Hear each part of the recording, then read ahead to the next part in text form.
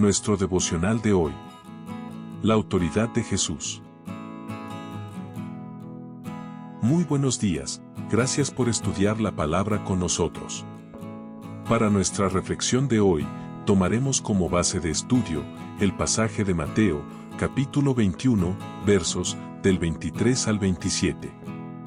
Leamos, con la bendición del Señor. Cuando vino al templo, los principales sacerdotes y los ancianos del pueblo se acercaron a él mientras enseñaba, y le dijeron, ¿con qué autoridad haces estas cosas? ¿Y quién te dio esta autoridad? Respondiendo Jesús, les dijo, yo también os haré una pregunta, y si me la contestáis, también yo os diré con qué autoridad hago estas cosas. ¿El bautismo de Juan, de dónde era? ¿Del cielo, o de los hombres?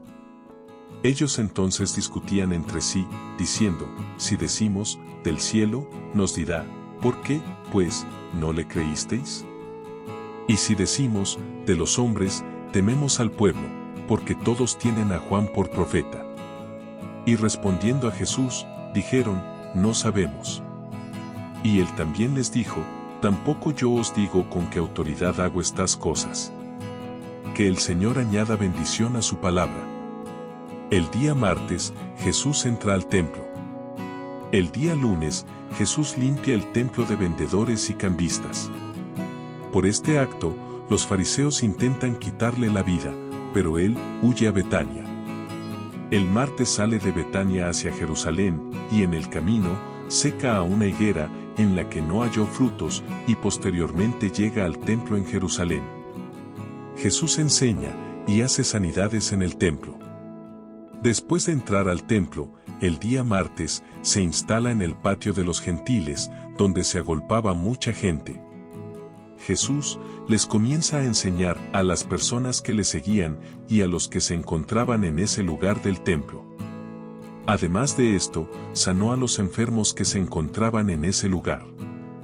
El Sanedrín fue advertido de lo que hacía Jesús en el templo. Los principales sacerdotes y los ancianos de Israel eran lo que se conoce como el Sanedrín. Eran el cuerpo gobernante de Israel, que tenían una relación muy fuerte con Roma, porque prácticamente el emperador les daba licencia para gobernar de manera interina. Ellos mantenían la hegemonía económica, política y religiosa de Israel, y el templo era su centro de operaciones.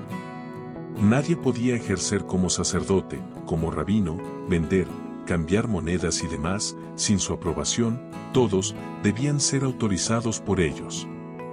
Ellos fueron avisados de lo que hacía Jesús en el templo, y llegaron para confrontarlo, porque ellos no le habían dado autoridad para hacer esto, de sanar y enseñar en el templo.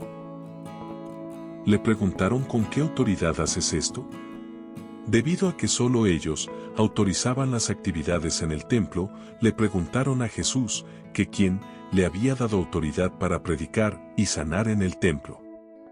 Para los ancianos de Israel, todo el que hacía alguna actividad religiosa sin su aprobación era tenido por advenedizo o hereje. Según ellos, un ministro era legítimo si era autorizado por ellos. A ellos no les interesaba el reino, sino que todos se sujetaran a su autoridad. Jesús les responde con otra pregunta. Juan el Bautista sale del desierto e inicia su ministerio a orillas del río Jordán, y con mucha autoridad, profetiza a Israel que se arrepientan de sus pecados, porque el reino de los cielos se había acercado. No pertenecía a ninguna de las escuelas religiosas de Israel, ni había sido autorizado por el Sanedrín para predicar, pero muchos de ellos se bautizaron, porque lo respetaban como profeta de Dios. Aunque fueron tratados como generación de víboras. Debido a que Juan predicaba sin la autorización de ellos, Jesús le pregunta si el ministerio de Juan era de Dios o de los hombres.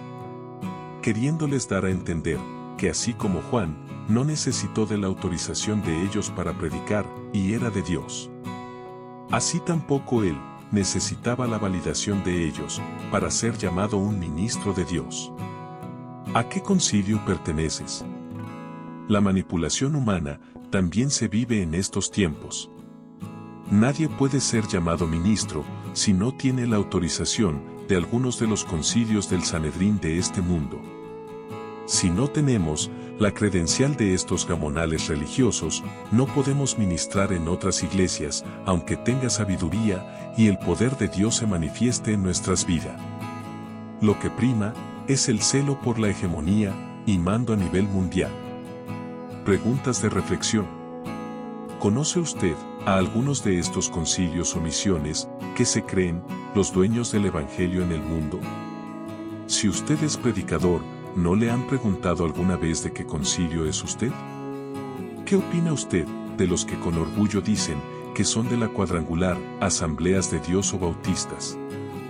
¿Piensa usted que solo los ministros de la cuadrangular Asambleas de Dios o Bautistas son de Dios?